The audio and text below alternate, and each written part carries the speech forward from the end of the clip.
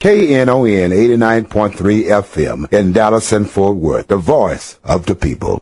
Business owners, tell KNON's listeners about your business. You can put your business or event on KNON. KNON currently has space available to run announcements for you.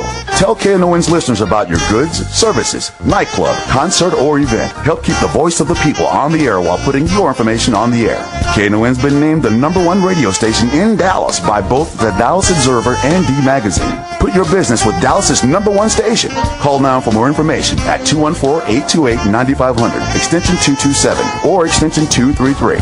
For more information, go to KNON.org and click on the Run Spots on KNON page. It's a great way for your business to support community radio while letting more people know about you. And what? Yep. We'd like to say good morning, good morning, good morning, good morning. Hope you had a wonderful Thanksgiving. And we'd like to know, somebody come on, tell me, what were you thankful for? Do you feel like you had anything to be thankful for, or you feel like you had everything to be thankful for? Whatever. What do you have the most that you cherish in life? What do you cherish most in life? Thanksgiving, you give thanks, but when you start thinking, running off that list of thanks, which one is first? What's the most cherishing thing in your life? What about that? Is there something that someone that you cherish more than anybody else? We want to talk about that this morning, but I was here looking at an article about food stamp cuts hitting home. Food stamp cuts hitting home. People will be hurt by the amount of money the Republicans took out of food stamps. Food banks across the nation, they're being hurt. Wonder why? What is it? Why is it that we can hurt those who least can afford it? What is it about us that this nation, about people that can really trounce on people who can't really defend themselves? Maybe we are like the predators you see on TV. Those animals we pick on the elderly, the sick, the young. It seems that way. Are we a nation of cowards? We pick on the elderly. We pick on the seniors. We pick on, elderly and seniors the same, but we pick on the sick, elderly, sick, and the young. Take away from them. Let's balance our budget on the backs of those who can least fight back.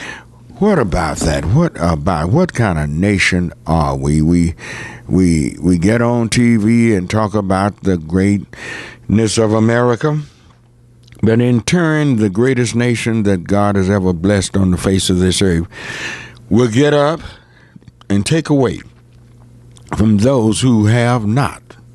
We're becoming a country of the haves and the have-nots. And it's sad that our middle class is just like that frog and that cool water at first on the stove. They've turned the fire on. It's getting warmer and warmer, but you're not going to jump out because you just don't really realize what's happening around you. You are a vanishing class, the American middle class. You're vanishing. You're vanishing fast, and before you know it, that will be the end of an American middle class if we don't be careful. We're fighting a fight that's being fought against us. We are being bombarded, and we don't even seem to realize what's going on. You have great stores and great chains all across America. Big business have put the mom and pop businesses out of business. And if you go and check the record, most of the middle class, American middle class, own small business. They were small business owners. They weren't working for corporate America. Yes, you had a lot of you had some that worked for corporate America, but most middle class people that was truly middle class work for themselves. That's vanishing. Your big box stores are just taking over everything. You don't have the corner drugstore anymore. You don't have the corner soda fountain anymore. You don't have too many of the decent mom and pop stores anymore. They're nothing but rip-offs for the most part in our community. They charge you overpriced everything. They have become, and one of the great chains, big ones, they're part of corporate America. They're part of American rip-off. They have stores all over the world. And we see how that middle class is vanishing. You got people that are shopping at Walmart. Back when I was as late as after I had graduated from college, they wouldn't be caught dead in Walmart. But it's a place to go now. They wouldn't. Now, Walmart was not a stop for the middle class and the upper middle class. No. It was, now you catch everybody. They're buying more than just food and mechanical items or whatever, electronic items. I see them in the area where they buy clothes and everything. And I seen the middle class used to, just think about it. Walmart and Target used to, once upon a time in our community, was for the poorest people. Now it's for everybody. What's going on? We're fading. Our nation's biggest employer. These people don't make nearly the wage differentiation that we may say in the late 60s. When you had, see, in Dallas, you once had Ford Motor Company used to be here in Dallas. You had General Motors since the 50s over there in Arlington. And you had a good economy. You made good money, but much of that is fading. Your profit, your spending power is fading. It's true. But I still want to know, what do you have to be thankful for? What are you thankful about? Who are you most thankful for? I'd like to know. It's a holiday. It's supposed to be a holy day. All holidays once was called holy days, but they sort of changed it like they're changing everything else. No longer is it Merry Christmas. It's Happy Holidays now, and, Xmas and all this other stuff. They're changing everything about us, and we seem to grasp anything that people bring forth, that anything Fifth Avenue or any of the rest of these clowns bring on, we accept these things. We accept it. Why do we accept such low thinking? Have our values changed that much in Dallas or in America? Have the values of our society changed? Have we become a society that we accept just anything, that everything goes? I realize that we've had some terrible values once upon a time. Yes, it had some terrible values. I saw the movie 12 Years as a Slave. Yeah, that's a heartwarming, touching movie. It goes almost, not quite. It doesn't go almost to what slavery was really like, but it gets closer than most any other movie I've ever seen.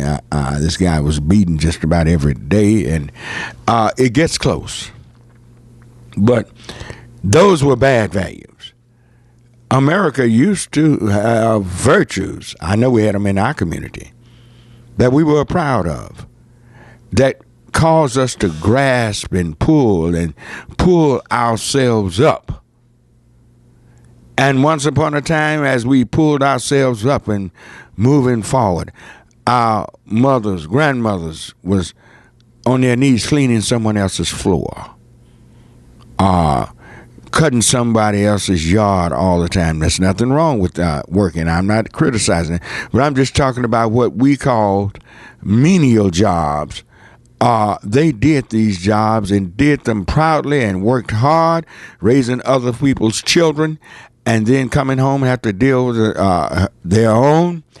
And we moved forward because as she was on her knees cleaning that floor, she was also on her knees praying. Have our values changed in America? Have they changed? Have they changed? What's causing us to falter? We're sputtering now. We're not moving fast like we once was, and some even feel like we're moving backwards. What can we do? Who can we pay homage to? Who will we be thankful for? Who do we respect? What was Thanksgiving to you? Was it a time just to have a good time, be merry? Maybe you didn't celebrate at all. Maybe you didn't see any reason to celebrate. Whatever. I want to hear from you from 972-647-1893. 972-647-1893. I want to hear how you celebrated Thanksgiving. What does it mean to you? And tell me, what was it?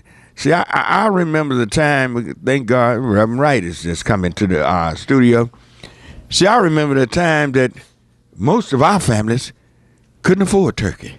That's right. You'd have a hen. And we didn't, we wasn't ashamed. We were happy to have that hen. We had a good time. Before everybody ate, everybody had to go to the table and give thanks. Now, I don't know, did your family, as a family unit, have a prayer? Did they have prayer before we ate? Did we just jump in there and pig out? What was it? Is prayer is a prayer outdated? Is it outmoded? Did we have prayer? Did we give thanks to the Lord for bringing us such a mighty long ways? Did we? I don't know. You know, not rehearsing and repeating history to our children hurts us more ways than one. That's right. Hurts us more ways than one. It hurts us many ways because the children don't even realize that we didn't have all this feast, a table, long tables full of food. We just couldn't afford that, but we still ate. But couldn't afford a turkey, and it was just something. 972-647-1893 is the number to call. Let's go to line 2 and say good morning to Dennis. All righty, good morning, Dennis. Hello. Here's some. Good morning. Good morning. You have your radio on, sir? Please cut your radio down.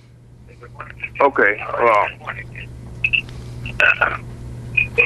Okay. Yeah.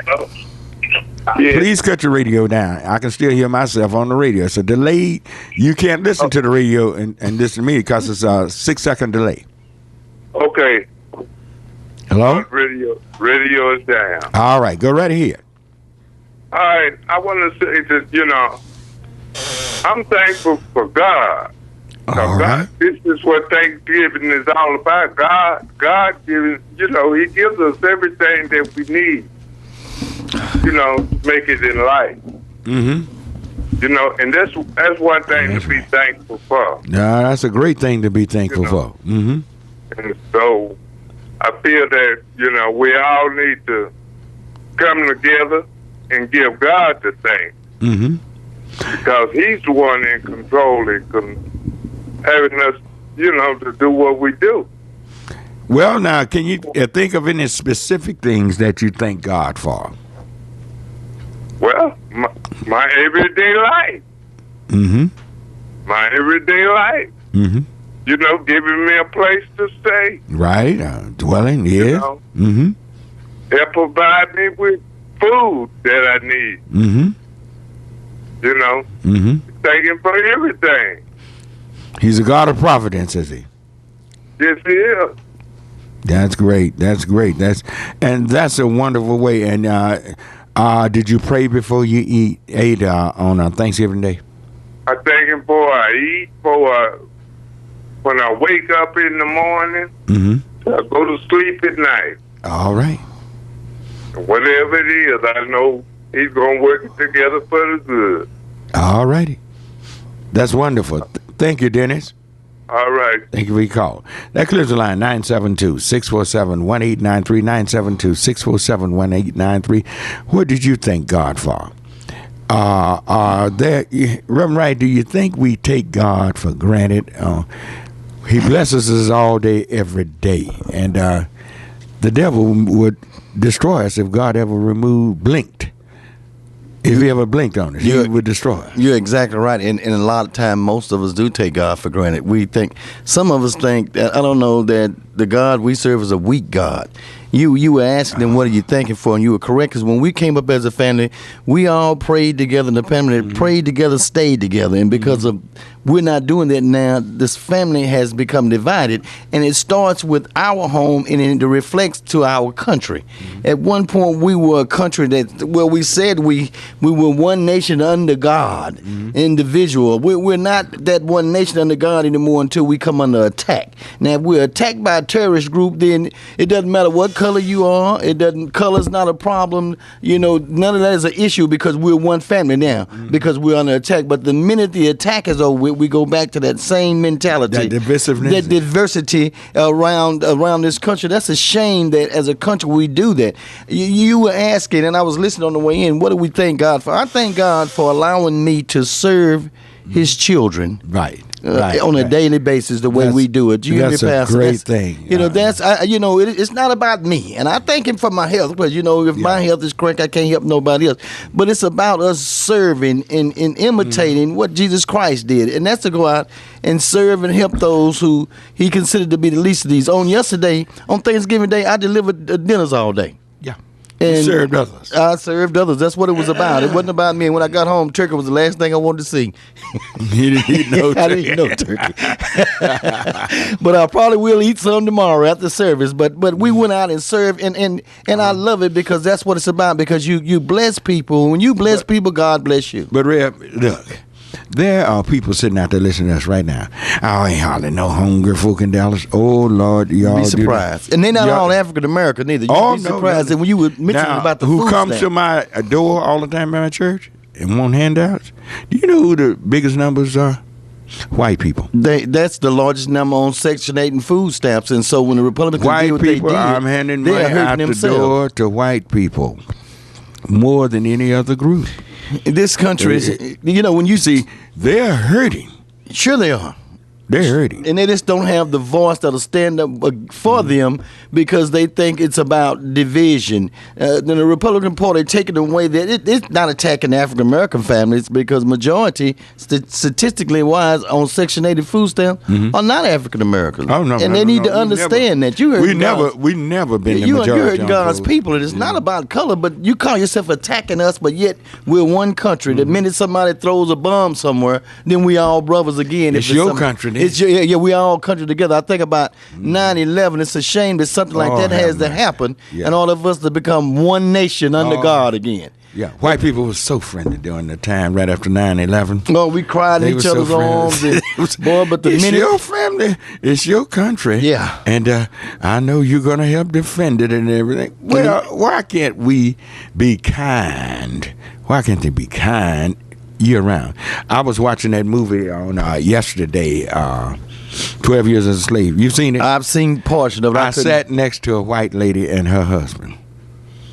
That white lady cried that whole movie. It's a shame. She cried, and she said she had no idea of what we've had to go through. Yeah. That's really... they softened it some. Yeah, they did. They softened it some while white America was watching. But if people only knew what our ancestry, what we've gone through, some of the stories that were told, and what to you us. go through with God. today, really, people just don't understand, and I wonder about how people just would, if they only knew history what this country done. This would be a changed country, but it'll be a better country. It'd be a stronger country. It'd be a wealthier country because all citizens would have fair share, fair opportunity in this country. Got to take a short break, and we'll be back right back. And call us at 972-647-1893. Reverend Ron Wright is here. We're going to talk about the big where he will be handing out toys to children and different things. That's December 21st? December 21st. All righty. So you'll be hearing more about that. We'll be right back. Don't be a Scrooge. Give the blues to the music lover on your list. KNON has the perfect CD or LP for you. Texas Blues Radio Volume 5.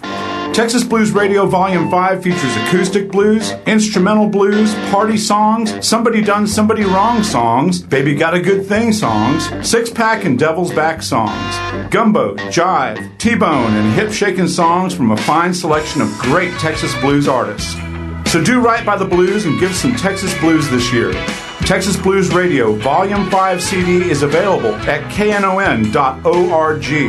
Forever Young Records in Grand Prairie, and in Dallas at Bill's Records. Vinyl copies are at Forever Young Records for that vinyl fan on your list. Downloads are available at cdbaby.com. All proceeds are a gift to KNON.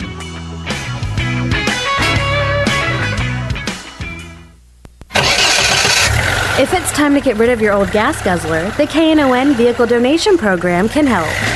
There's still a market for those old vehicles, and if you donate it, you're helping to support quality programming here on KNON. Just call 877-KNON-AUTO or go online to knon.org. We'll take care of everything from pickup to tax paperwork. That's 877-KNON-AUTO or online at knon.org. All right, we are back on Church Information and Open Forum. Reverend Ron Wright, civic leader, more than an activist. He's a humanitarian, statesman, and all. He's here, and we're just reminiscing. I'm still asking you at 972-647-1893. What are you thankful for? Give me your list of 5 things in life you're most thankful for. Give me your list. I know it's a lot of you out there listening. Give me your list. What are the 5 most important things in your life that you thank God for? What are they? 972-647-1893.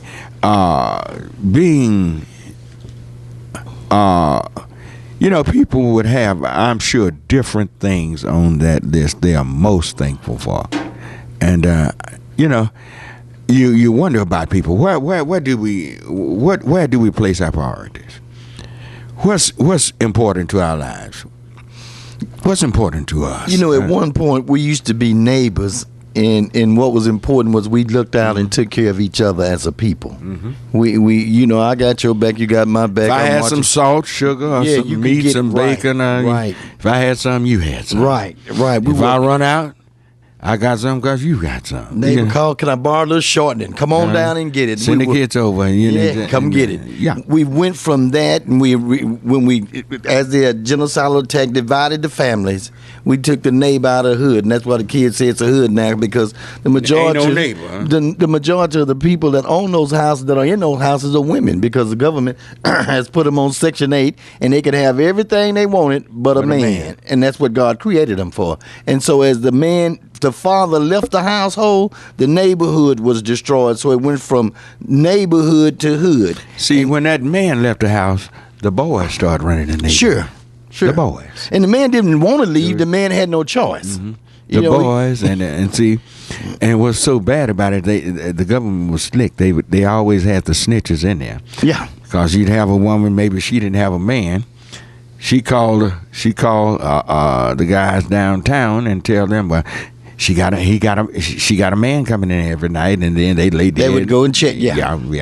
Now they are talking about drug testing to get public housing.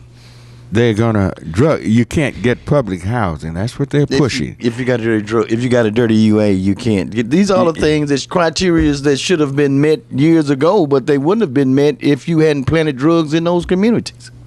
Well, that's where they plant the drugs. And how?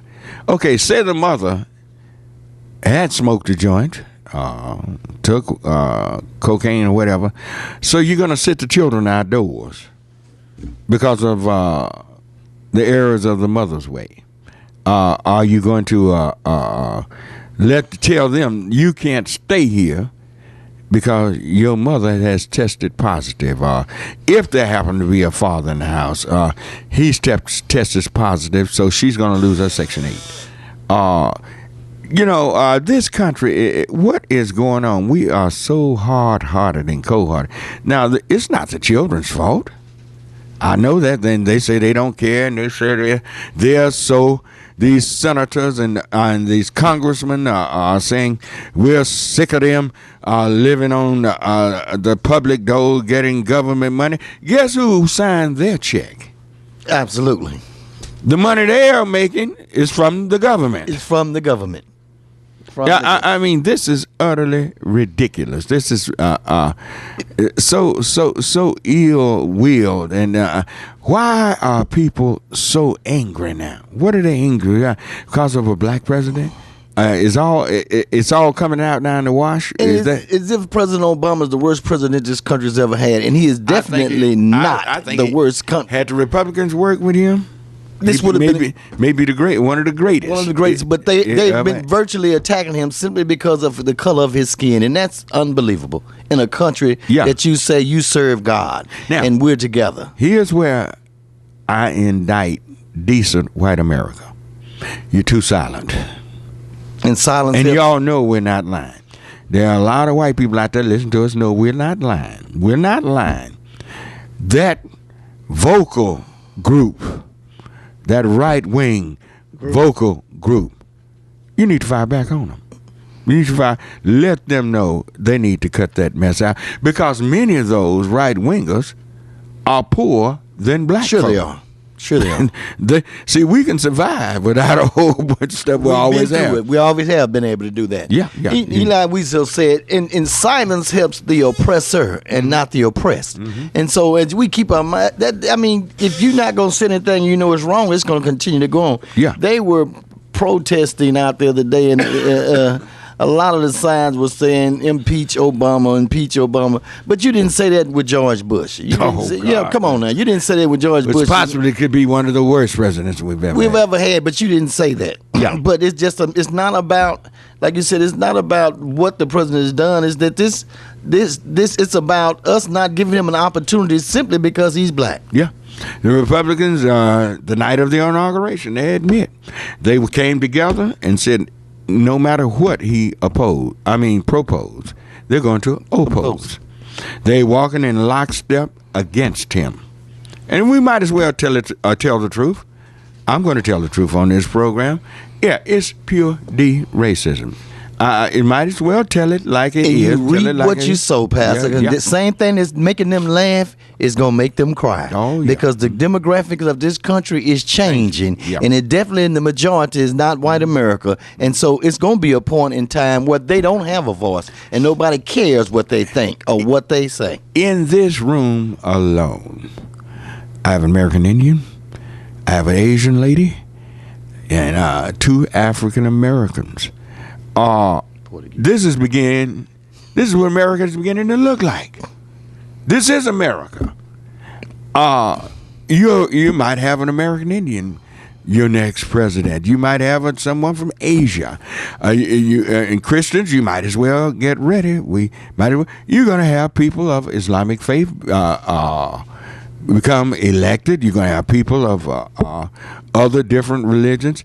America is not that what we used to call that pure sanitized America for white Christian males only. Everything that day is over, and we're finding people that are grasping. You ever seen a chicken with his neck ring running around like he's running? He's bouncing everywhere.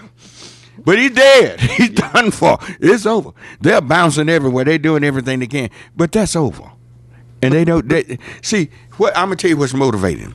They saw a surge of liberalism, progressivism during the 60s. and Ronald Reagan was a joke. But somehow they were able to demonize Jimmy Carter's administration so bad, talking about how poor the military was. Interest rate went up to 21, 22%, and America voted Ronald Reagan as president. Well, they feel like that this thing, what they're seeing now, is going to change, and they're going to eventually come back into power. But what they're not looking at, the numbers have changed now. Absolutely. The numbers have changed. Absolutely. It's not just black folks and white folks in America anymore. It's not. You got people from all nations of the earth. Multi-nation. And they are contributing greatly to this nation. And these people are not going to come and contribute and not participate in the fullness and the greatness of America. Hispanic communities is a prime example. You got all kinds of communities that's here now. Asian community. Prime example. Yeah. And these are the things that's changing America. And people, you might as well wake up. It's not going back to, what was the name? What was that family's name on there? Well, it used to be on TV. She used to vacuum in her high heels. What's her name? What was the woman's name? Used to vacuum in her high heels. And now, Donna Reed? Donna Reed, yeah, that was one of the show, but it's the other one. Leave It to Beaver. Yeah, she the only woman I ever seen standing and vacuum in her high heels. Man, it's not going to that anymore. It's not going back there. You might see that horse is out the gate, and they it's continue gone. Try to attack, and you can't attack different cultures regardless, of what has happened. Even from the beginning of when Americans first came, when Thanksgiving, when the American Indians came in and brought chickens and turkeys and food to eat, the Americans bought chicken pox. And and they brought chicken to eat, and then they gave us some nice warm blankets to take back to the village. Right? Yeah, but they were filled with smallpox. So I mean, really, it's not going back to that. That it won't be that way. The only group I have to kind of marginalize us now a little bit. We need to wake up and work like other people in harmony with each other, because let's be honest, Rip, we don't have the luxury, and I can't blame other ethnic groups wanting to carry us with them. That's right. We got to go ourselves. We got to carry ourselves, and they shouldn't have to. We have to carry ourselves, and we should be ashamed to go to them. As long as we've been in America, begging for jobs, opportunities, housing. No, we need to carry our own load, and we can't do it separate.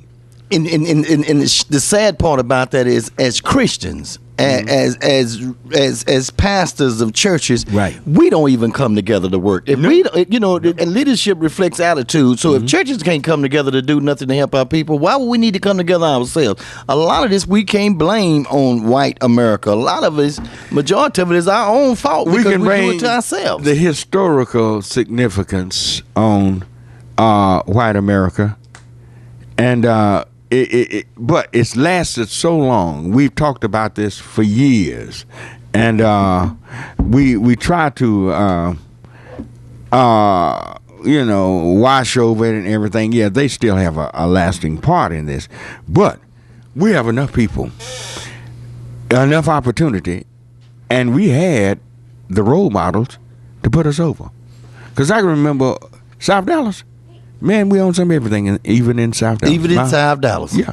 My hometown, we owned everything just about. I noticed last week, we take enough money to the bank on Monday mornings, Pastor, that as a church overall, that we shouldn't have to suffer, and we should be able to create jobs for our own people like other races have done. And it's not about an individual basis as we give the appearance of everybody think it's about them. I noticed last week you had Minister Jeffrey on, my brother Minister Jeffrey, when Minister Farrakhan had that first Million Man Movement March, right then should have been the launching of the first bank that we own. Because if a million men, it didn't make no difference if they was Muslim or not, they went to that march.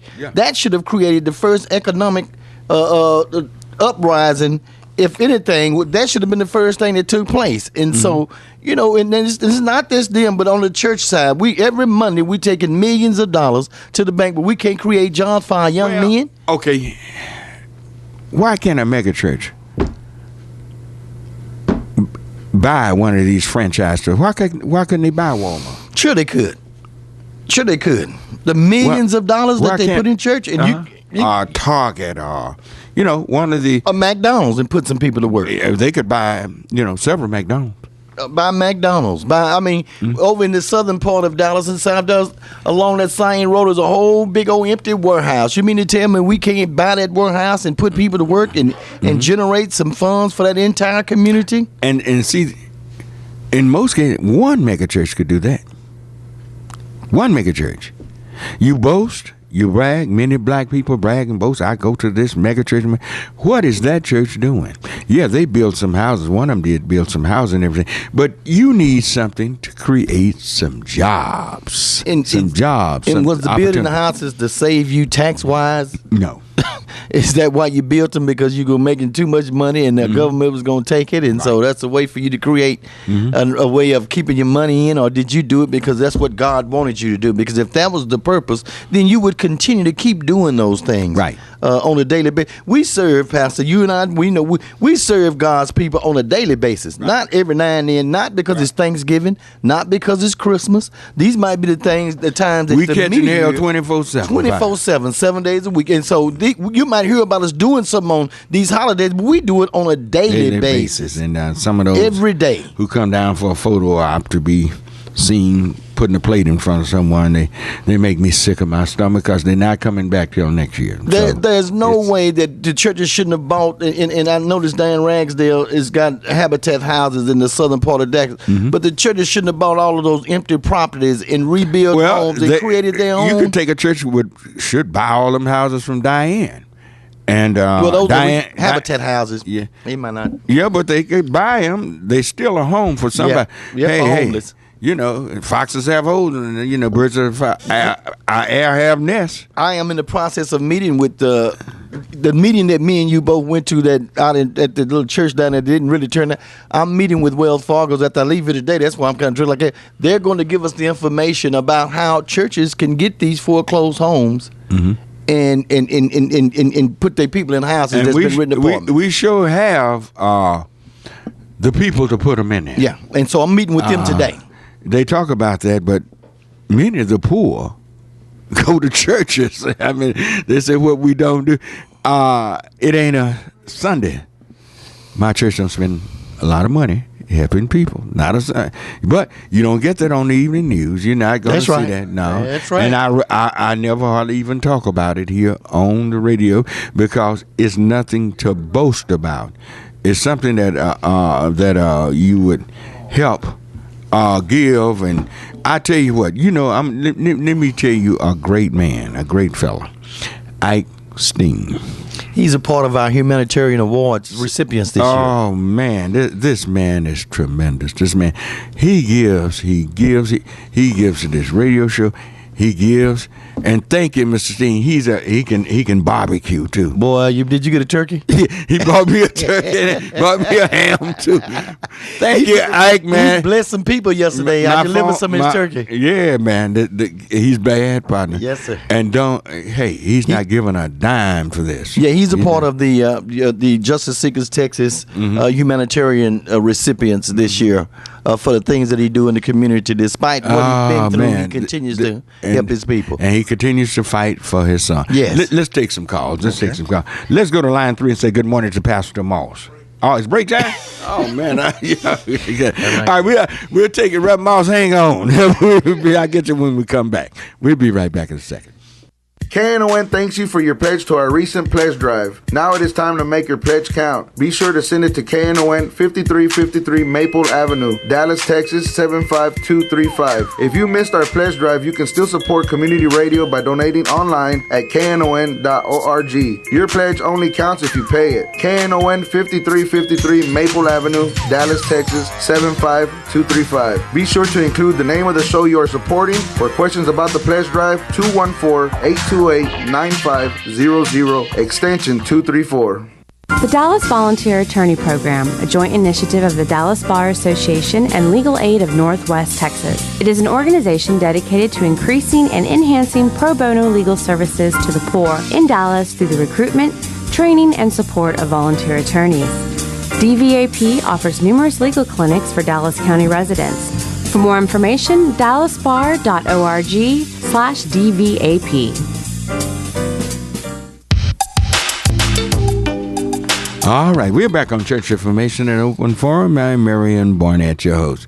And you can reach us at 972-647-1893.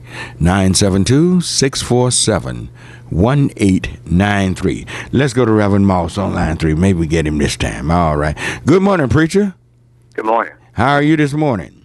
Fine. How you doing? Fine. Happy Thanksgiving. Happy Thanksgiving to you. Yeah, I was listening to Pastor Wright when he's talking about the churches coming together.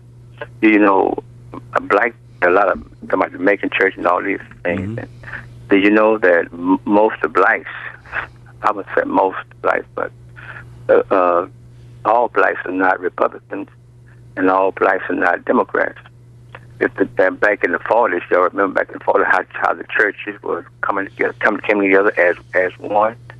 But the blacks putting against one another in churches and things like that.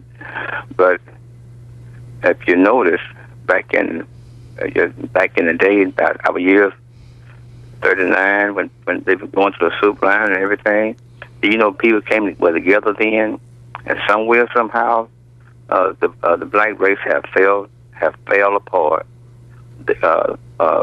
Some Republicans, some Democrats, and really, when you notice that one party that was the Republican Party,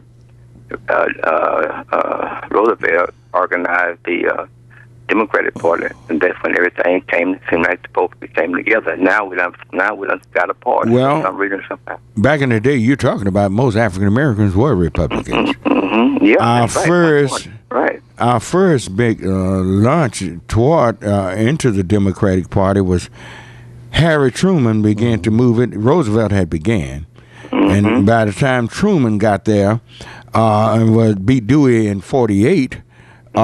Most blacks were voting for the Democrats. There had been a change. Remember, Abraham Lincoln was a Republican, the first Republican president, and blacks voted Republican for years. Now, today, most blacks are Democrats, but this is not a political thing we're talking about. Because, Pastor, let the truth, and good morning, Pastor, let the truth be told, we victocrats. We've been victimized by both parties, so it doesn't matter if you're Democrat or Republican. We've been victocrated for years, and that's what I am.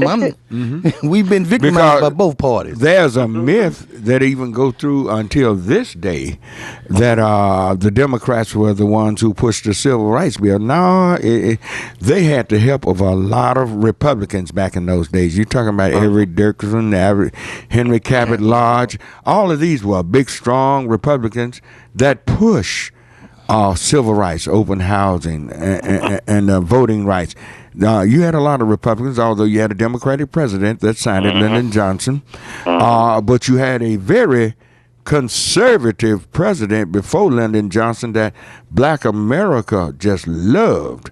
And I hate to bust their bubble, but John Kennedy was no liberal. You know who his best buddy was? A lot of people, the media will rarely ever touch it, ever talk about it. You know, his best buddy was Richard Nixon. They were tight. He and Nixon was tight. And he had the Civil Rights Bill.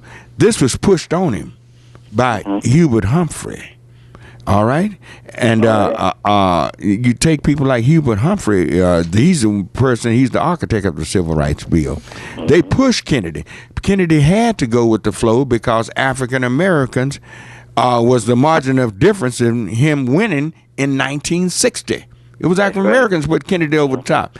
Had they not got that 90 plus African American vote in 1960, Richard Nixon would have been your president in 1960. But quiet as a clear, under Richard Nixon's presidency, more African Americans were employed than were under Bush and Clinton. You better believe it. In fact, more African Americans became middle class under Reagan. Under Reagan. Do you think that's why? Do you think that's why we are? No, I think what happened was they were so scared they worked harder when Reagan got in office because nobody ever believed Reagan would ever be president. That's it. And he's the poster boy for the right wing. But when you look at Reagan's policies and this mess going on now, Reagan, no way these folk would have voted for Reagan. Reagan would have been considered a liberal compared to what these cats got now. Yeah. Oh, no. There's mess going on now.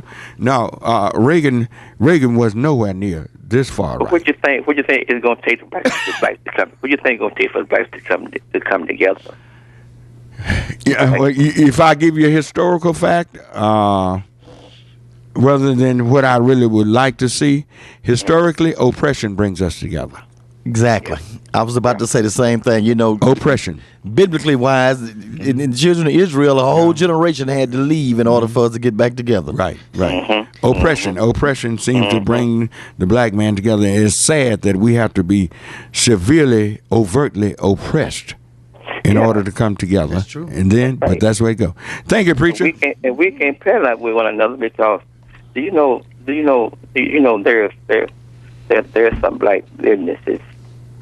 But electronics, plumbing, so forth and so on. Mm-hmm. Did you know they selected me? They try to rob the black people, try to get more money out of one person to going out. I have like to say. We allow that. Look, on ready. Preacher, we have engineers, architects. We got every type of electronic expert in everything in our community right now. People know when they're being robbed.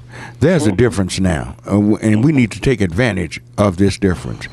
Who I'd really admire most in our community when it comes to business now? These young fellas, these young rappers. They don't. The man don't control him. He got his own record company. Even if he have to sell his out of the trunk of his car. Yep. He keeps his money himself, and this is why a lot of those little jokers are multi-millionaires, and some of them are billionaires, because they will not allow others to push them around. Y'all keep a good words up, man. All right. Okay, thank you. 972-647-1893, 972-647-1893. 93. Let's bring Imani up on line one. All righty. Good morning, Imani. Good morning, Pastor and Reverend Wright. Good morning, Doctor. Hey, man, it's a good day. It is a good morning, for real. It's a great day. It's a great day, but I heard the brother said, what will it take? And Reverend Barnett, you like to hit on, he said, birds have nests, fox have holes, but the Son of Man has nowhere to lay his head. But the Son of Man went around bringing people together. Well, he had about 500 disciples that helped him, and his call was to bring people together. The Son of Man never went outside of Israel, never went over 200 miles away from home, and he knew the only way he could get mankind together, he first had to get his own people together. That's right. And this is how the world was won for Christ and being won. He went to his own house. I hear this word multiculturalism all the time. I better watch that.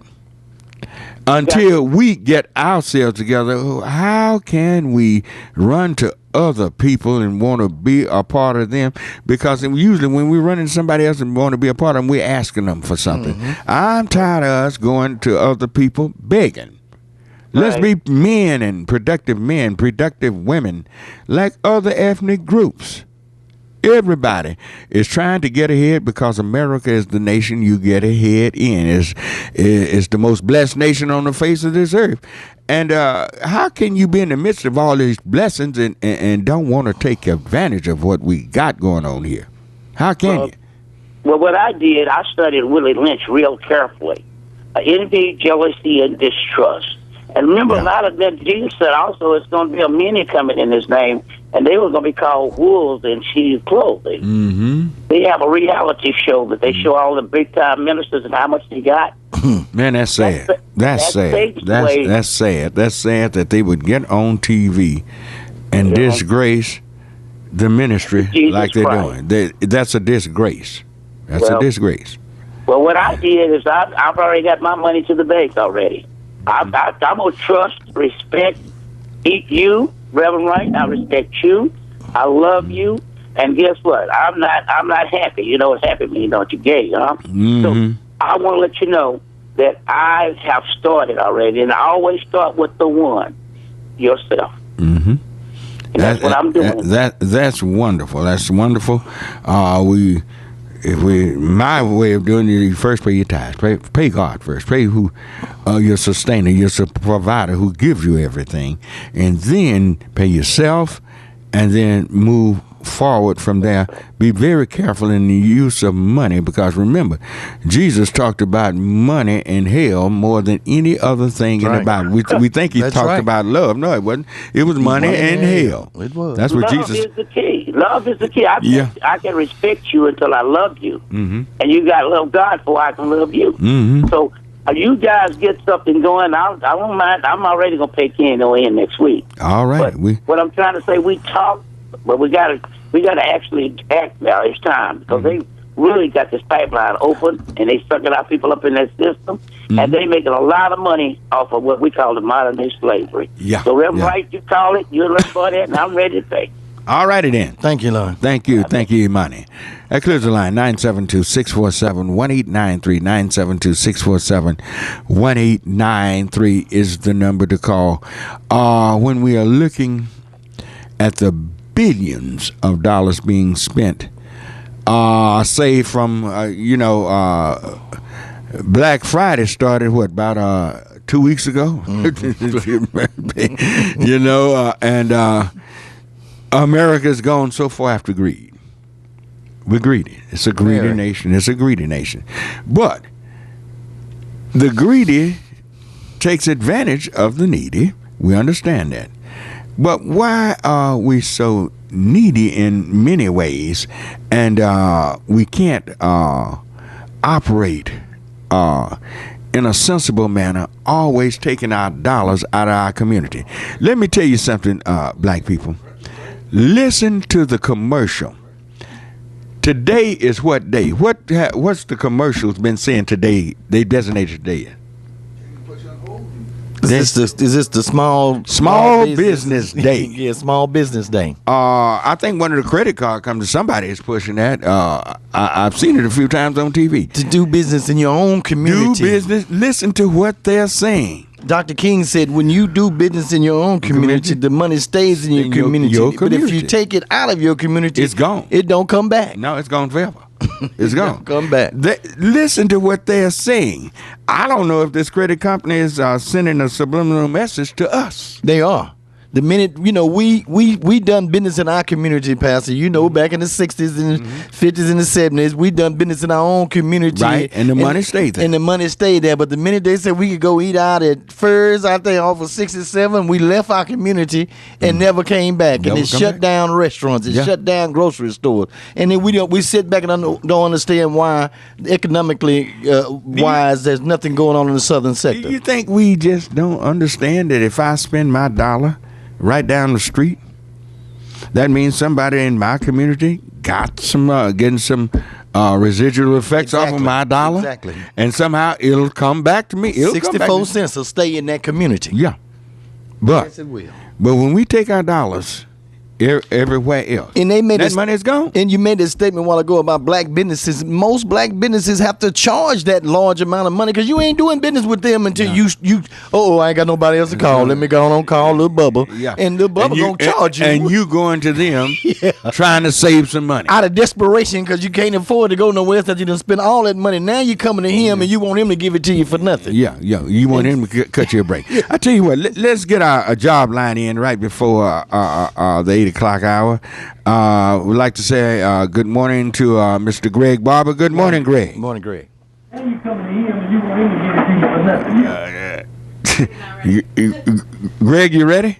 Yeah, who this is? Are you still eating? It sounds like you got a drumstick in your mouth. I do. How you doing, Reverend Barnett? It's fine. You doing all right? Wonderful. Well, I'm happy to Easter to you and the guests and everybody. Happy Thanksgiving. Well, excuse me, happy Thanksgiving. Not Easter.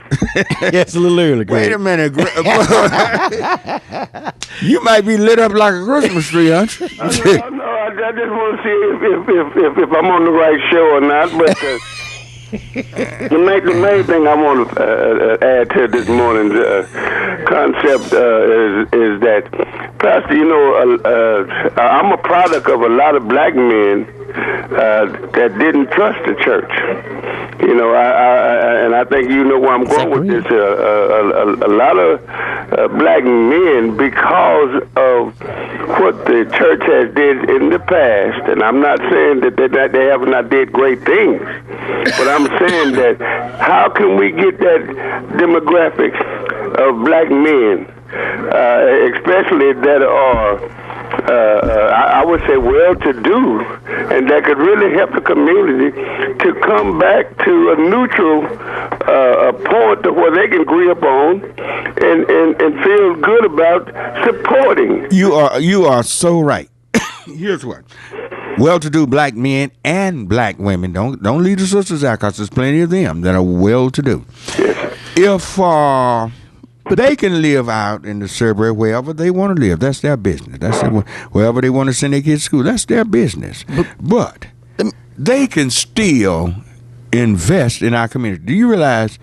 Just take the Dallas Cowboys. How much money you think Jerry Jones pay out to black players? a lot of money. Millions. Take the Rangers, the Mavericks, and take black businessmen that are successful in business and they're successful in corporate America and everything. If they would come and invest, this is what the civil rights movement was pushing for, to create this large black middle class that would help take care of the rest of the race. That's all white America do. All white folks are not rich. But let me ask you, he said something about the black church, the church and the black men. What have the church done to run black men away from it? Okay, let me add this to you. You know, a lot of men, you know, and that go for myself, sometimes that when, as we use that paraphrase, we arrived, then we move out of the community and go somewhere else. That's okay, but if they would invest back into the community. We don't have nobody like yourself who's a visionary pastor that wants to take these people and make them come back. Well, but here's what is. We have to go where the masses of blacks are people who the masses of blacks are following. I look at churches and see go in Oak Cliff or Pleasant Grove. Mm-hmm. You see McDonald's and Burger Kings, whatever. Those chains are everywhere, don't you? Right. Churches could own those. They could own. We could start building and just doing nothing but making socks. But as pastors, Pastor, God ordained us to. All of us have a ministry, whether we choose to accept it or not. The Word of God says, "Study to show thyself approved." Mm-hmm. That means even though Reverend Wright is your pastor, that don't mean he can tell you what you need to do. The Bible teaches you what you need to do as an individual person. So y'all keep looking for Jesus in the wrong people instead of looking within yourself. Mm-hmm. I got a great Reverend Barnett is my great pastor, but I got to do things that I think is going to be approved to Jesus as well as him. Yeah, we're up against a short break. Thank you for your call and comment, and we'll be back for our number 2 of Church Information and Open Forum. Dr. Wright is our guest this morning. We'll be right back. You're listening to Knon 89.3 FM in Dallas and Fort Worth, the voice of the people. Thomas Carlyle called economics the dismal science, but he was only half right. Dismal, yes, but a science, no. It's more like religions, where reality is shaped by belief or blind faith. And in the case of free market zealots, it can turn into a cult. Thus, we see them pointing these days to the dazzling light of the soaring stock market, proclaiming fervently that Wall Street's spectacular rise from the ashes of the Great Recession is proof from the god of Mammon that these are boom times. Lo, the magic of the marketplace is upon us. No, it's just the wizardry of the Fed. For 5 years, America's central bank regulators have been funneling 2 massive subsidies into Wall Street banks and giant corporations in an ungodly effort to keep them flush, while praying that they might use these government windfalls to create a job or two. The first subsidy essentially amounts to giving $85 billion every month to big banks. Yes, $85 billion. The idea is that this capital will then be channeled into investments that nourish our grassroots economy. In practice, however, bankers are putting it into gimmicky, high-risk investment schemes that create nothing, into buyouts to expand their already too-big-to-fail empires, and into even heftier paychecks for themselves. The second subsidy is the Fed's relentless policy of artificially holding interest rates close to zero. This has severely punished middle-class retirees who count on getting interest incomes from their savings. But it has been a blessing from on high for huge corporations wanting to buy out their competitors or, in a totally unproductive bit of marketplace voodoo, to buy out themselves. This is Jim Hightower saying, meanwhile, the Fed's tinkle-down monetary policy has produced a truly dismal level of job creation and a hellishly wide chasm of inequality. All right, we're back for segment number 2, hour number 2 on Church Information and Open Forum. I'm Marion Barnett, your host. Our special guest is Reverend Ron Wright this morning, and Dockery, Mr. Dockery, and they're both here producing the program, and you're invited to join our conversation at 972-647-1893. You might have something to add, something different, just, different flavor, whatever. The lines are open for you this morning at 972-647-1893. Before we go any further, could you tell us about what's going on December 21st, Reverend? December 21st, Pastor, we celebrate our 6th annual Brian Joseph Christmas in the community, or Christmas in the hood, as the kids say. We celebrate the legacy of a young 34-year-old DISD principal who changed the middle school around in the Pleasant Grove community and died 2 or 3 years later. And so every year we would provide Christmas for the poor students that were there at that middle school, and this is our 6th year. And then within the Brian Joseph Christmas community, Justice Seekers Texas has incorporated their humanitarian, Esther Mary Richardson, Rena Mae LaRusso Humanitarian Award, where we award those who do things in the community that you don't see on TV. I mean, a lot of times you think as you see us, we don't mean a thing, but we are acknowledging Reverend Barnett, Dr. Dre Edwards, Ike Steen, several the funeral home, John Beckwick Jr., Ted Kim with the Asian community, and we're going on and on with several different. It's going to be 20 different humanitarian awards given out for those people who do things in the community that don't make the TV, but they help and bless the community. So we thank God for all of you. And this is our 6th anniversary. Thank you. That's wonderful. And it's going to be taking place at the Robert B. Cullum on Robert B. Cullum in Pennsylvania at the PC Cobb Stadium. Right. On December 21st. And December 21st. What time will it kick off? It's from 9:30 to 1:30, and hopefully we're going to bless. We're going to bless about 200 or 300 families, which is right over a little over 1,000 children this year. You're going to bless 1,000 children this year. Isn't that wonderful? Going to be blessed. It's small compared to what the other Wright is doing, but we thank God for what they do as well. You know what I mean? Both Reverend Wrights. I'm Wright boys. Yeah, the Wright boys, the Wright brothers. Yeah.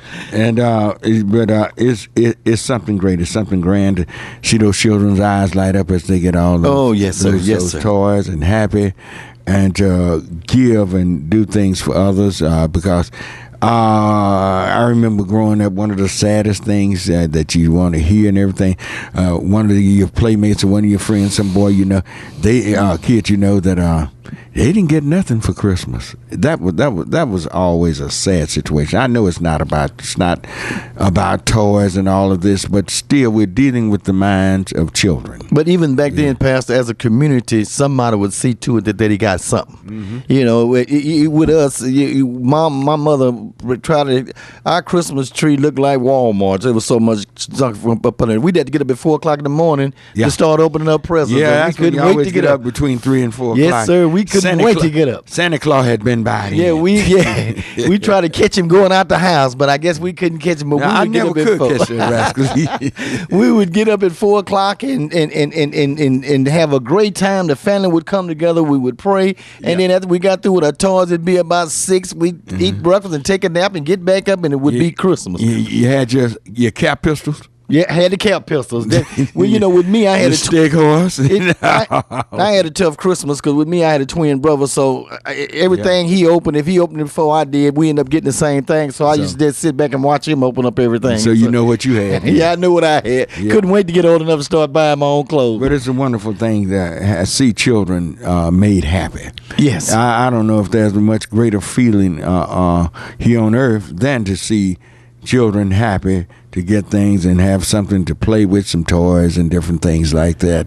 And man, you do a great job. You do a great job. And let's think again, Guadalupe Valdez, the sheriff of Valdez, Captain Mark Howard is going to be one of the recipients. We go and we let them know also that we celebrate the legacy of Brian Joseph and the Christmas in the community. We let them know this is about Jesus. We do it on a daily basis. Have you ever heard of the Dallas County Sheriff? Dallas County Sheriff has been with us for all 6 years. They get more excited every year. They get excited and excited and excited. So I think Sheriff Lupe Valdez, you know, I mean, she does a great job with them. Captain Mark Howard runs that thing on the Christmas side, and they're excited and I just thank God for them because they've been a blessing to us ever since we started this program. All right. 972-647-1893. Y'all just heard the information. If you need more information, call us round. He's on the air, and we'll give you more information about the happening that's going on. It's about at least 1,000 children. I think one year was about 1,200 a year that you served, and just to see those big trucks up there and unloading toys and giving to children in need. And if you have a child in need, don't be ashamed.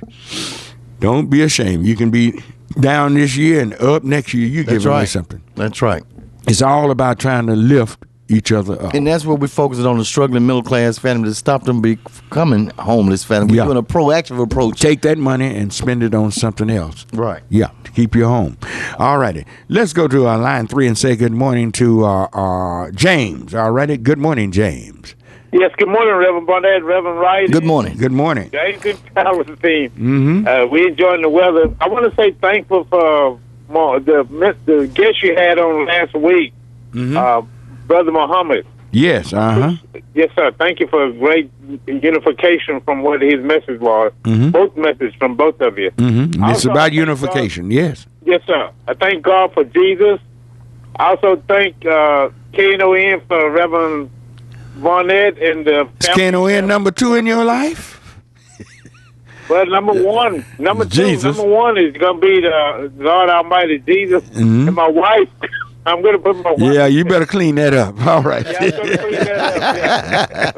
Yeah. I got to eat and sleep here. Yeah. You better clean that up. Yes, sir. I also thank God for a guilty conscience. Thinking about Zimmerman. What's going on with him? His guilty conscience is starting to reveal itself. It ought to be a whole lot of guilty feeling people with the way. Zimmerman been having problems for years. He was the night he killed that little boy. You can't convince me he wasn't looking for someone to kill.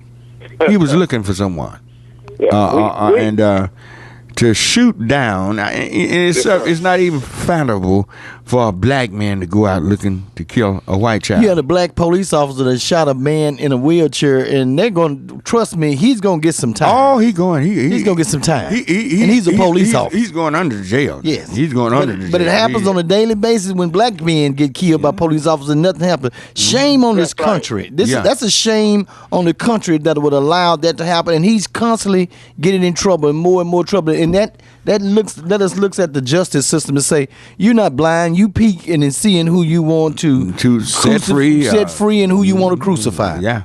Yes, we're still looked upon as property. We're not a human being. Yeah. We never will be to the European, the British, and the white. We will always be property no matter what the papers say, as far as rights. You'll be property. See, animals can't talk, and animals don't stand up to human beings. Animals fear human beings. When we start talking, looking at a man directly in his eyes and talk to him, stand up, act like a man. See, he can't ride your back unless your back is bent. Stand up and start. I appreciate the justice seekers, Justice Seekers is great on this. Yes, sir. Act like men, act like women. Quit skinning and grinning and going on. I'm glad that both of y'all ministers, we all are ministers, as Reverend Wright said. We just need to realize we are, as many as believed on him, he gave power to become sons of God, so we shouldn't be fearful of performing our, duty. Human duty. Loving one another, loving our neighbor, being our brother's keeper. And Jesus said it very plainly in St. Matthew 25:40. Inasmuch as you have done it unto the least of these, my brethren, you have done it to me. That's right. And here's something else right quick as I wrap up. In 1 John 3:17, it says, if anyone has the world's goods and sees his brother in need, yet closes his heart against him, how does God's love abide in him? Right. He doesn't. All right. Thank you. Appreciate y'all. Thank you, James. You have a good weekend. Rest of your holiday. 972-647-1893. Let's go to line 4 and say good morning to Tony. All righty. Good morning. How you doing this morning? Fine, Tony. How you doing? All right. All right. What I wanted to do is, when y'all have these conversations, they always, especially about the black community and the black flight and all this, it's always in the present tense. And to me, you cannot talk about now if you cannot talk about after desegregation, when there were blacks who were contained because of race in our community because they had the money to leave, but they didn't leave because of Jim Crow laws and segregation. And they started this. You had the Black Wall Street. You had all these black communities that had their own businesses. And these conversations never say, hey, we, not necessarily your generation, but the seeds were planted years ago. And when you had the conversation now, it's not always in context where it's like, oh, well, these kids now, these youth now, we just don't give back to the community. This has been going on. There's never a time I mention that conversation that I don't take us back to history on it. I always mention that. It's not that I mention it every once in a while. I mention it every time to go back and give you the history of how we once owned everything in our community. Just about every store, every business, where we had everybody, everything. Today we've left with basically one full dignity, and it's been diminished some. And we used to have at least 2 to 3 dignities in our community. We used to have the dignity of our own funeral home. We lost many of those. We had the dignity of the African American church. You had the dignity of African American Masonic lodges. These are things that were staples in our community. I talk about them all the time. And see, so my thing is this: let's go find out why did they leave. Because to answer that is say, okay, because they left. Like I say, there's some people who stayed in the community. There are people like you and Reverend, the other Reverend there, who stayed in the community. But the part when that money left, they never came back in, or Well, that's what I'm saying. I don't care where they stay. That's true. They can stay. They can stay on the moon if they want to stay there. But come back and invest in your home community. Come back and invest in your neighborhood. Invest. Now, if they want to move to wherever they want to move to, in the suburbs, South Lake, wherever they want to go, that's fine. But invest back into your community, and your community, those that are there, it would be a better community because you're going to hire people that looks like you and give them a job and give them some self-dignity where they don't have to go and work on a job where they're constantly being discriminated against because somebody else owned the business. I talk about that all the time. And we need to also understand, and you mentioned this about the segregation. I grew up in that generation of kids, and we need to also understand that was an attack on our communities when they filtered cocaine at one time was a rich man's high, and only rich men had it. That's what we call the rich white boys. That's right. But when crack cocaine and all that was filtered into that community, and our generation of people and mothers had never dealt with anybody that's willing to break into your house and steal something for cocaine or crack. When they left that community, they didn't want to come back because there was no representation of law enforcement in there. There was no voice in the. Not one black preacher stood up and said, "You're not going to bring crack into this community." And so we got to understand and realize that we fought, we won a lot of stress and strain during that generation. And so we reaping what we sowed. But because there was never a voice that said, "You won't put cocaine into my community," this is what the results of it come from. And a lot of the parishioners have said, I've heard parishioners say, "I don't want my pastor standing up in civil rights. I don't want my pastor. All I want him to do is preach the gospel to me." Well, see, you have a backwards pew, an ignorant pew. When you have that type of thinking, everybody has something to do to make all men free. And my last point is this, and I'll leave you with this. To me, I think, politicians should never be our leaders anyway because, they have their self-interest in heart. I agree. But the point is, when we had Martin Luther King and Malcolm X, as a black community, we should have made the white America choose. We should have said, okay, we have a choice. We can go nonviolent way or we can go Malcolm X way. We never gave them that option. And because of that, they played both and made us choose sides. And we should have said, America, you have a choice. We tired of this incremental change, and y'all just giving us these little crumbs.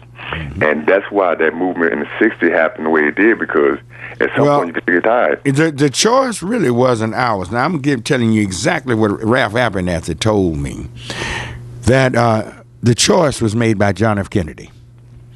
They were either on the March on Washington, which Malcolm X nor Martin Luther King organized. It was not organized by either one of them. Who were they going to make the national black leader? And Kennedy he said, let's go with King rather than Malcolm X. Now, how old are you? 43.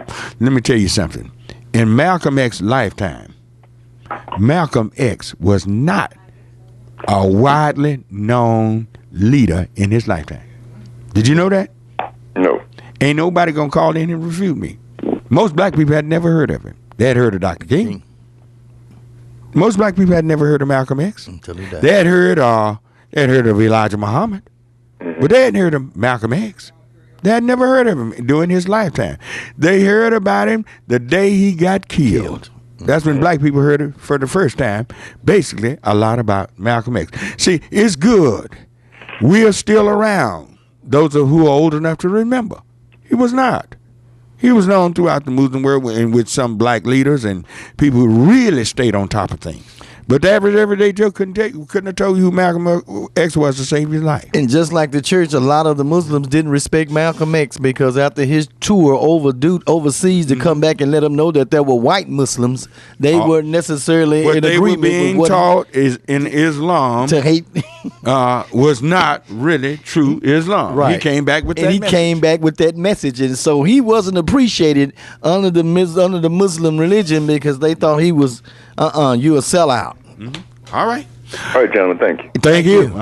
All righty. 972-647-1893. We got to take a short break, and we'll be right back.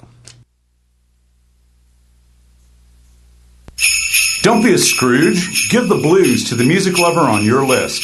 Knon has the perfect CD or LP for you. Texas Blues Radio Volume 5. Texas Blues Radio Volume 5 features acoustic blues, instrumental blues, party songs, somebody done somebody wrong songs, baby got a good thing songs, six-pack and devil's back songs, gumbo, jive, T-bone, and hip-shaking songs from a fine selection of great Texas blues artists. So do right by the blues and give some Texas blues this year. Texas Blues Radio Volume 5 CD is available at knon.org. Forever Young Records in Grand Prairie, and in Dallas at Bill's Records. Vinyl copies are at Forever Young Records for that vinyl fan on your list. Downloads are available at cdbaby.com. All proceeds are a gift to KNON.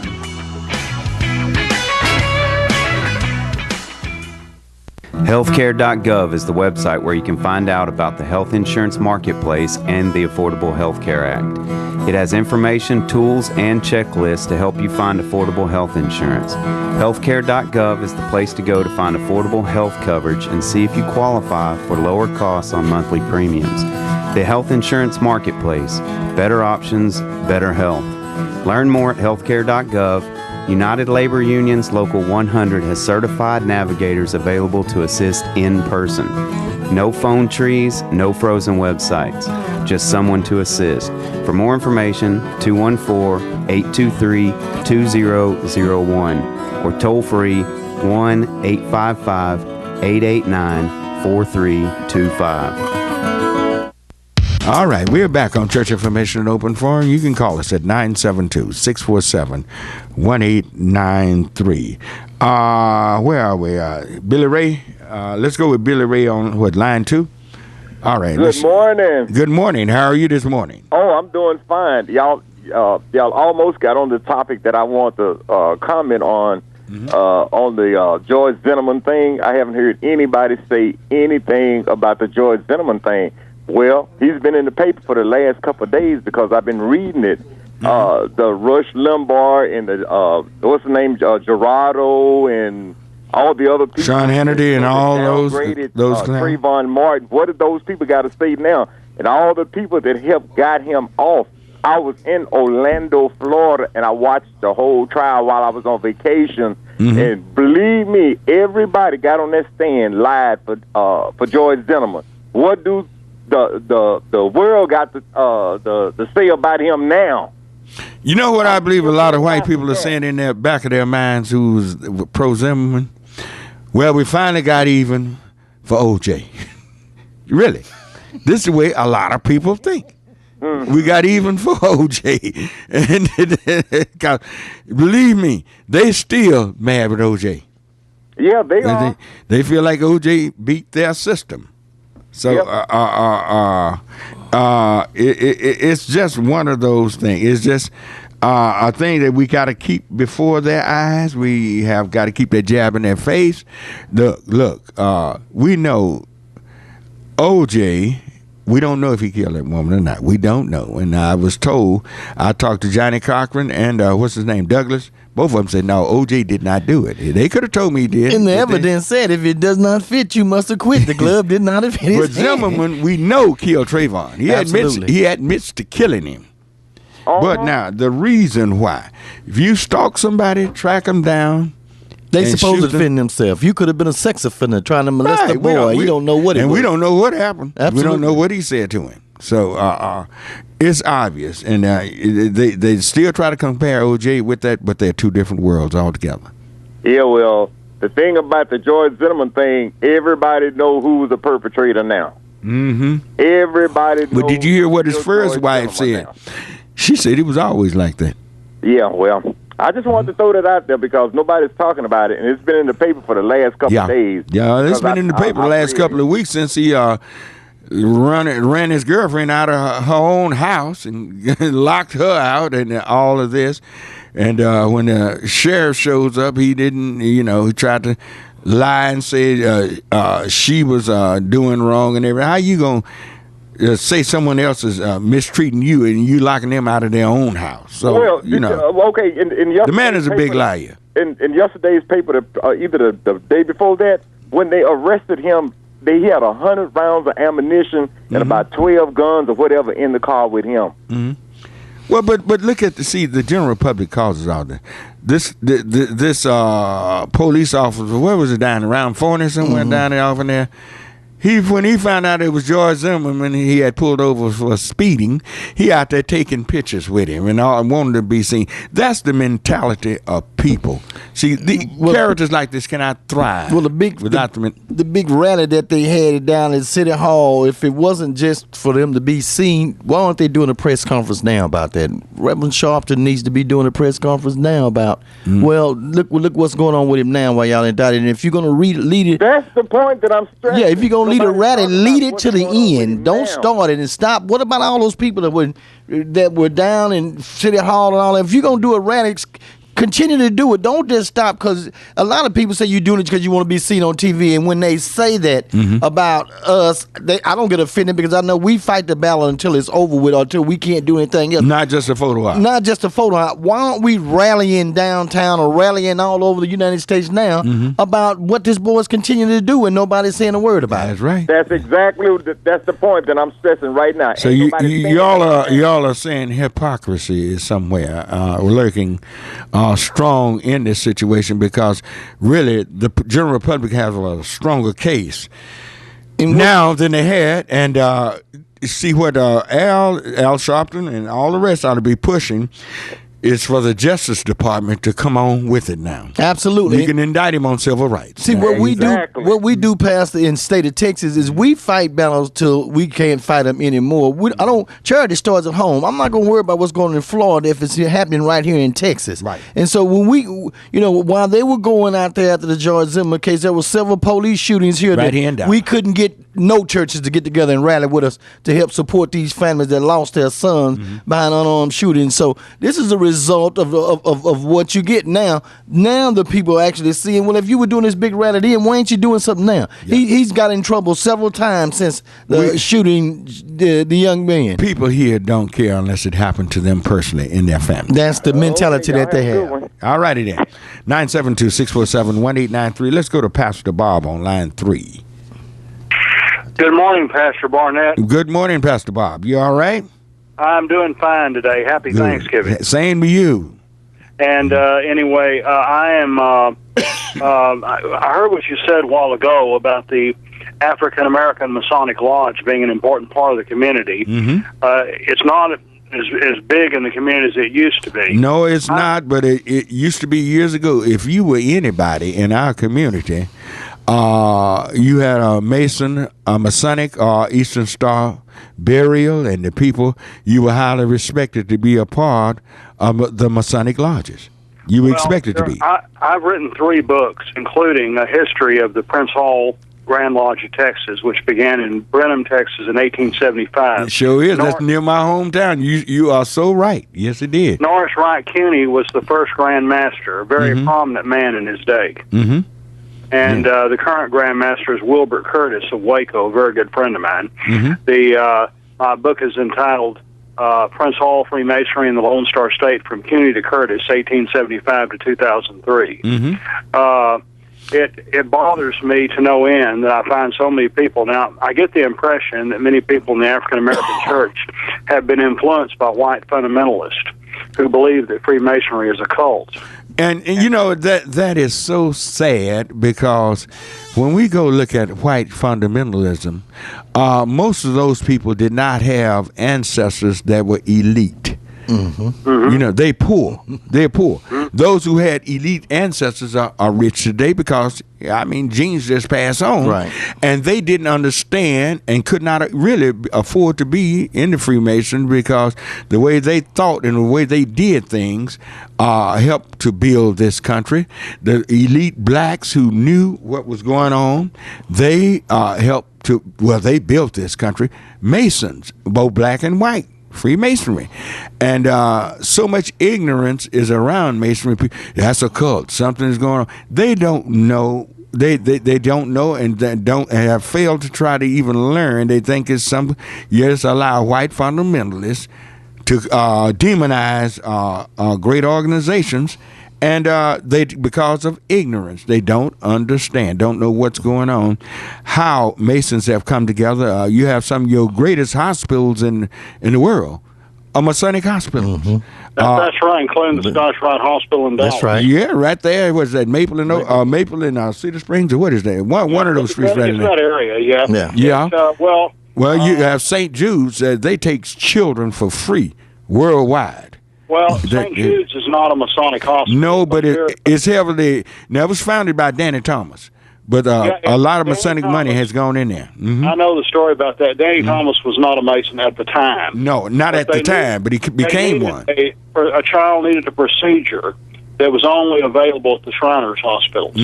And he said, have it done regardless of the cost, and he was shocked to learn there was no cost. He became a Shriner very quickly after that. That's you have right. to be a Mason in order to be a Shriner. Yeah. Beginning in 1989, the various predominantly white Grand Lodges began to recognize Prince Hall. 89, it was Connecticut broke the ice. It's been a domino effect ever since. December 1st, 2006, the Grand Lodge of Texas declared the Prince Hall Grand Lodge of Texas regular and not clandestine. But unfortunately, we still do not have intervisitation. But now, it's growing strong. Freemasonry is beginning to grow again because for a long time it was replaced or tried to be replaced by fraternities and sororities, which basically usually after your college years they pretty well have functioned out in your life. You've grown past that, and it's growing strong again. But African Americans need to get their heads out of sand and quit believing what white religious fundamentalists have told them, who they were not a part of it. They were not allowed to be a part of it because most of your fundamentalism ideas came from poor folk. I hate to say that, but that's where it come from. And when poor people are ostracized like anybody else, they're going to criticize that. That's what's in vogue. Yeah, like it was certainly like Pentecostalism, other movements, the Azusa Street Revival. Yeah. Many things like that are rooted among the poor. Unfortunately, but that's the fallacy of the whole thing. And Bishop Seymour was a Mason. Yeah. That's the fallacy about the whole thing. The founder of the Azusa Street Revival was a Mason. Charles Fox Parham was a Mason at one time, at least, and he treated Bishop Seymour like dirt. And certainly he did. When you read about that Azusa Street Revival, it was a wonderful thing for 3.5 years, but there was a lot of other things going on around that would make your hair stand on end. But thank you for your call.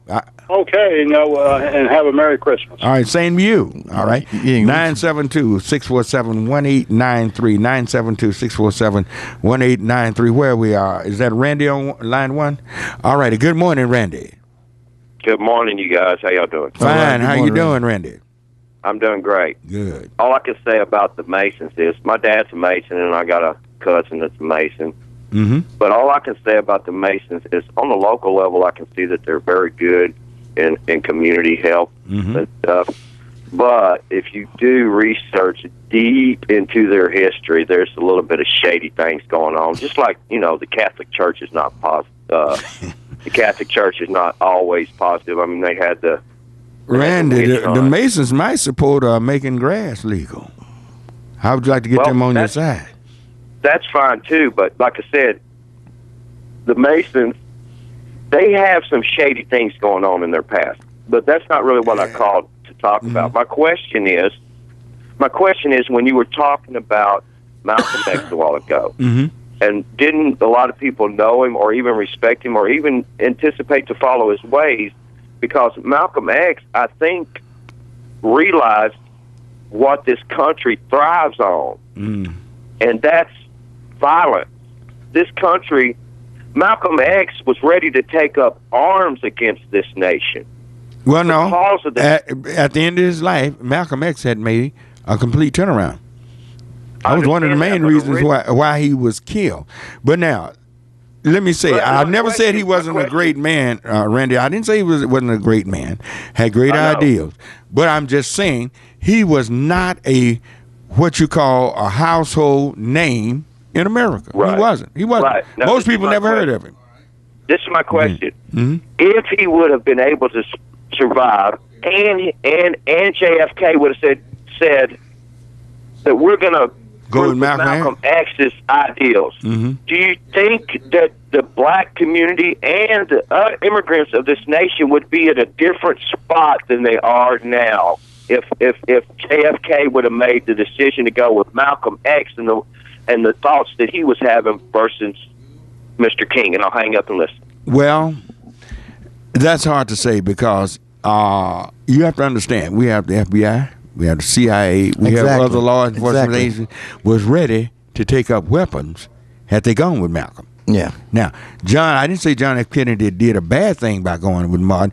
Kennedy knew that he was not going to be able to control the CIA, FBI, and many people believe these are the organizations that killed him.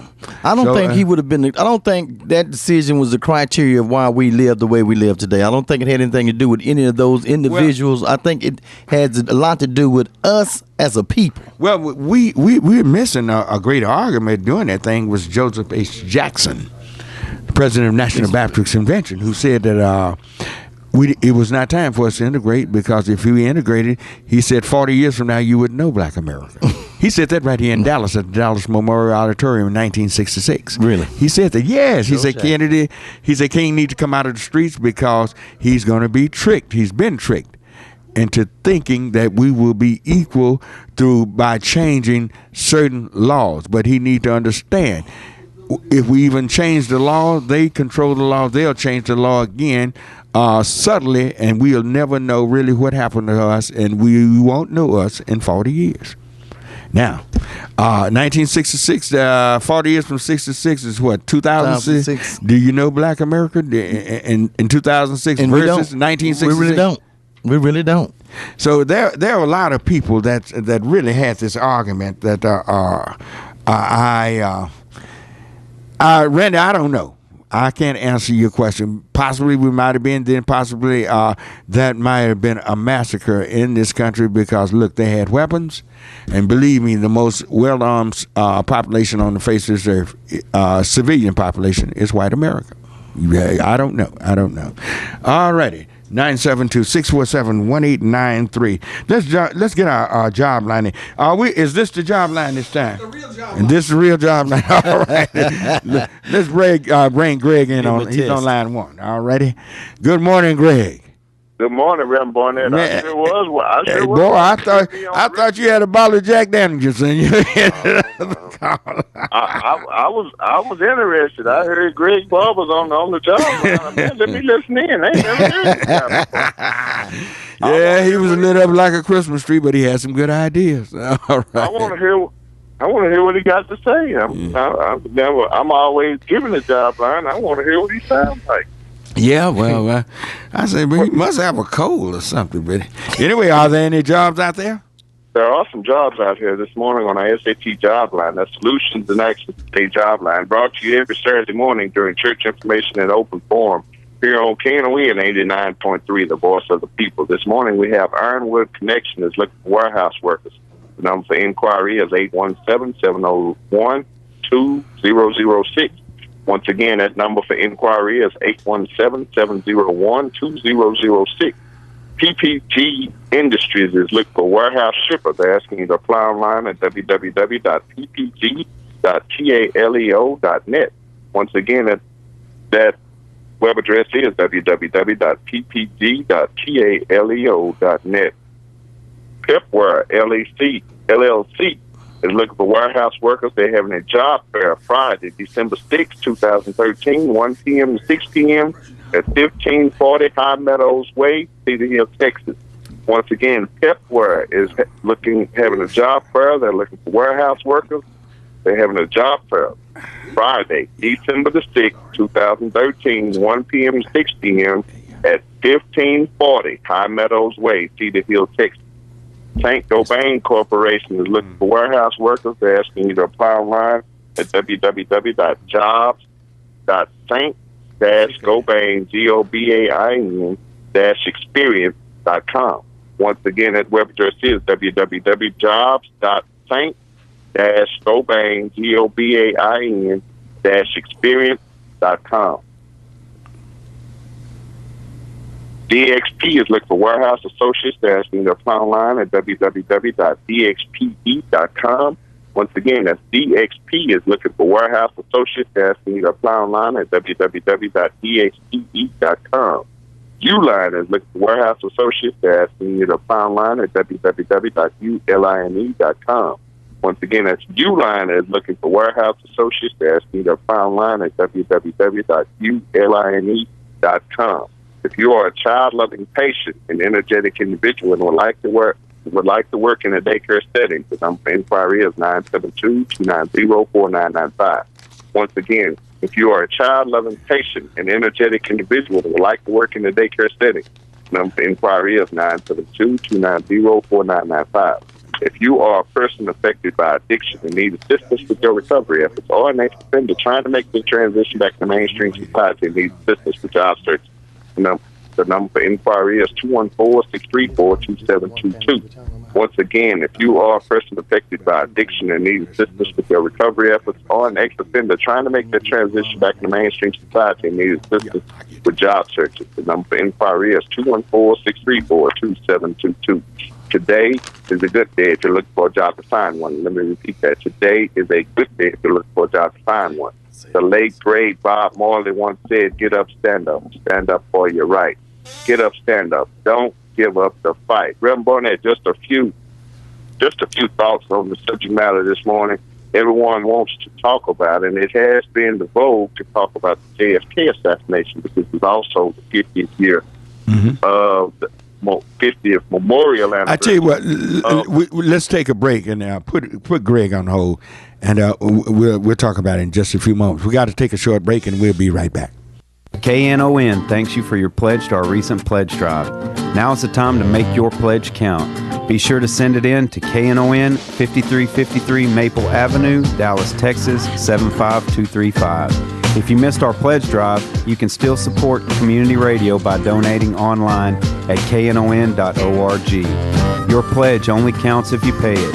KNON 5353 Maple Avenue, Dallas, Texas 75235. Be sure to include the name of the show you're supporting.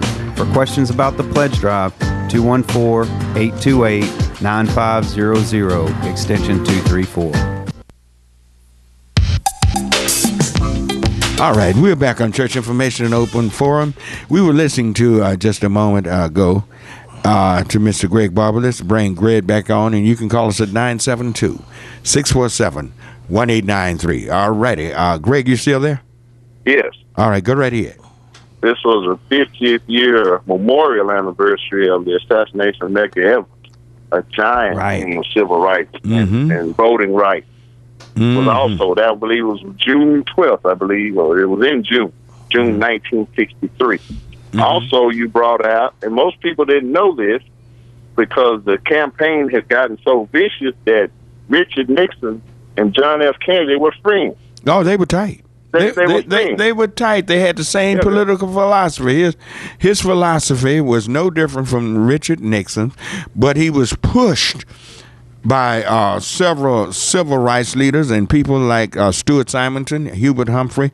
He was pushed into presenting a civil rights bill, but he was scared to death because he didn't want to lose the South. He didn't realize that at the time how popular he had become in America. He was going to see. Lyndon Johnson just destroyed Barry Goldwater in '64. Kennedy would have even been worse.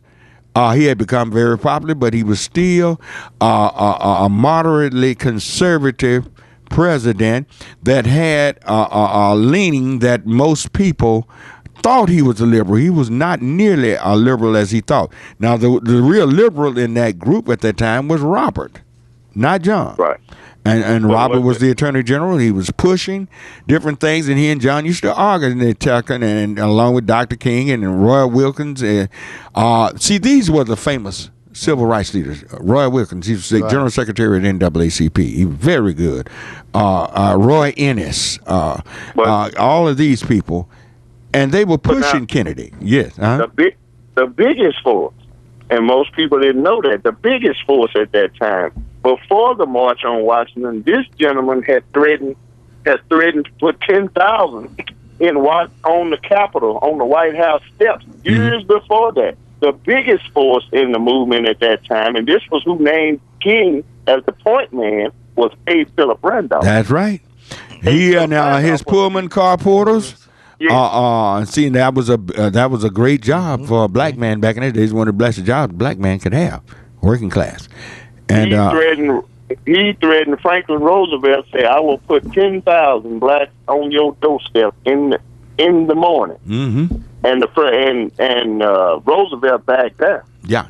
That was years before, long before the March on Washington happened. On last week, we had the person to pull the first bus boycott. He died last week. His name was the Reverend Dr. T.J. Jemison.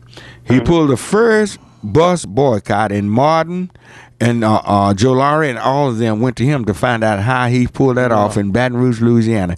T.J. Jemison pulled it first long before, I think it was 41 or 42, long before Montgomery bus boycott ever was even dreamed of. T.J. Jemison had did it, and he passed on last week, and they buried him last Saturday, Dr. T.J. Jemison. Wow. But on the message of unity, as you're saying, you had all of these different groups, SNCC, CORE, the NAACP, all of them were doing separate things. Right. Randolph was the one who said, we need to come together, and this man is going to be our spokesperson right here. Well, he pointed. He looked at the demographics. John Kennedy looked at the demographics. Had John Kennedy, had they proposed Malcolm, I don't know. I think my own honest opinion, is my personal opinion, it was going to be a bloodbath in America. Well, that probably was true. Because in 63, Malcolm hadn't changed. Right. Malcolm didn't change till 65. Understand right before he got killed. They played on that. They used that. They say you got one or two routes. You can either deal with us and nonviolent, or it's another brother out there that ain't like us, you can deal with him. They used that to their advantage. Yes. Right. And even Malcolm X understood that. Yeah. They used that to their advantage. Was Martin duped like Malcolm said he was? Malcolm told him, we got one thing in common. We both black, I love you, and we both did me. Right. He told him. Mm-hmm. All righty. He told him that. Thank you, Greg. Thank you. 972-647-1893 is the number to call. 972-647-1893. Let's go to line 2 and say good morning to Fred. Good morning, Fred. Are you there? I guess Fred couldn't hold on too long. But we're getting a call saying that they want to hear again. Put that out there on the big Christmas program that you're having on December 24th. It's the Brian Joseph Christmas in the Community. It's going to be December 21st at PC Cobb Stadium. If you'd like more information, you need to contact us at 214-779-3549. This is the last week. Again, that number is 214-779-3549. The event is from 9:30 to 1:30. All right. 9:30 to 1:30. To 1:30. December 21st. You got to show up. You don't show up, you lose your gifts. Yeah. At the field house there at old PC Cobb Stadium. Right, at Robert B. Cullum in Pennsylvania Avenue. Right. And come on down. Now, they have to register. You have to register. This is the last week of registration. Okay, could you give out a registration number again? Yeah, call again, 214-779-3549. That's 214-779-3549. And they got to register before Tuesday. Tuesday's the last day. Tuesday is the cutoff date. Right. All right. If you got any more, want to know any more, if you miss something, you better hurry up and call. For Dr. Wright leaves, and this is something good for your children and good for the community. It makes everybody feel good to see children feeling good about things. It's just a wonderful, wonderful day. And his is on the outside of Fair Park. Right. On the outside of Fair Park. The other Reverend Wright is on the inside. It's right. He's on the inside of the Fair Park. All He's going to probably do thousands. So if you miss us, you probably want to go see him. Yeah, well, come see you too. Right. And, it's a great thing that you and SM is doing. That's a great job. Great job that y'all are doing in the community. You are to be commended. Both of you men that are doing things in our community. But if we could ever get a business mentality among many of our pastors to say, they've got people in their churches that could run those businesses. Absolutely. Absolutely. They got people sitting out there in those pews. And we've got hundreds that can of people. manage the stores, manage the shops, and do different things. Because we got these huge conglomerates that's have really just, oh my God, decimated our community. And I know y'all running there for a bargain and all of this and that, but believe me, it may be before the next generation come along, those prices are going to triple, quadruple on you so fast because they'll have a monopoly on everything at the rate we're going. You know, Pastor, I wish we could reach out to the Oprah Winfreys and all of those who are making these billions and billions of dollars, who's giving $millions away for somebody to confess that they are an alcoholic, to create jobs for our community because they watch TV that Oprah became the person that she is, and it had nothing to do with, everybody looked at her show. But for you to pay somebody $1 million just for them to tell you, yeah, I'm an alcoholic, that's $1 million that could have created a job here in this. I mean, I know she's doing great things out of the country, but charity starts at home. I first. listened to the Black College Network. That's Channel 42 on satellite, 142. And they were talking about Tennessee State. They had it on there, and started talking about Tennessee State alum and everything. And you do know Oprah is a graduate of Tennessee State. And they asked, well, how much money has Oprah given y'all? Guess how much she given? How much? $500,000. But she's a billionaire. Millions of dollars for a woman confessing that, yeah, I'm an alcoholic. And building schools, other places where for girls and different. Yeah, I can't tell her how to do her money, but why would you only give $500,000? I know it's a lot of money. Ain't a lot of money. A lot of money for the way the colleges are coming up and the way it costs to go to school these days. But they might be a part of this Bafany group, and so there's a group of people that look like us that are making millions of dollars off of our children's backs, right? That don't believe in God. They think they don't need a God because right now they got everything they need and anything they need, and so they don't have to give Jesus a break, anything like that. And so at our expense, they chose to do what they want to do. The Kanye West is with whatever they want to do with their money, opposed they helping their own people. Wow, this is sad. This is sad. All right, let's go back to our phone lines and say good morning to Billy. All righty, good morning, Billy. Hello, Billy. Yes. Go right ahead. I was called to see if you could get me in touch with a journalist that you trust. I have some information that I wanted to run by you concerning some law enforcement officers and the U.S. Assistant Attorney General. So I can't talk to you on this air because I get in trouble. Reverend Wright, give us a call at 214-779-3549. Call Justice Seeker. Just let me get a pen and write this number down. All right. Okay, give me the number. Okay, get Justice Seeker call at 214-779 3549. Give us a call on Monday and we'll see what we can do to help you. All right. Thank you. What happened in this situation? Is he gone? Yeah. Oh, he's gone. But I guess it's time for us to wrap up anyway.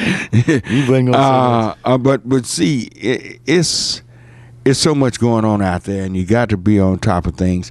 It's the best of time, and at the same time, it's the worst of times. And until we learn to care for one another, look out for one another, keep up, and see, all America better look out.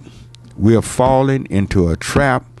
You're going to end up with just a few stores in this town.